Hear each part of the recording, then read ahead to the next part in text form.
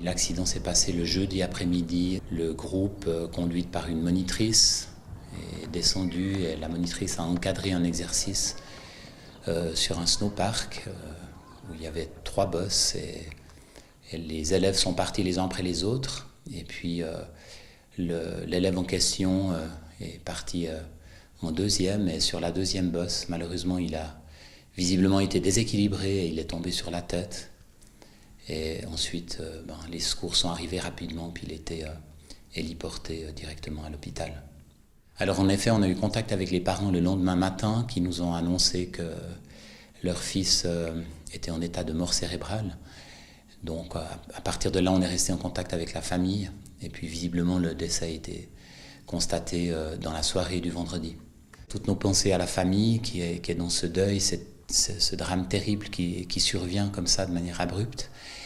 Et puis en ce qui concerne l'ensemble des élèves, donc le vendredi matin, tout de suite après la nouvelle de la part des parents, on a déclenché la cellule de crise et un groupe d'intervention terrain est monté à Anzère, composé de 3 personnes. Et puis ce matin, on avait organisé en 2 groupes à l'Aula du collège un accueil de tous nos élèves. J'ai pu leur parler, on a pu aussi organiser les choses par rapport aux 2 classes qui étaient dans ce camp-là. Dire aussi aux autres élèves qu'on avait des personnes à disposition et qui pouvaient venir parler s'ils le souhaitaient. Et c'est vrai aussi que pour l'école, c'est quelque chose qui est difficile, qui est comme un coup de tonnerre. Et puis du côté des enseignants, oui, il faut en effet qu'on s'en occupe parce que c'est traumatisant. C'est des êtres humains qui ont été impactés par ce drame.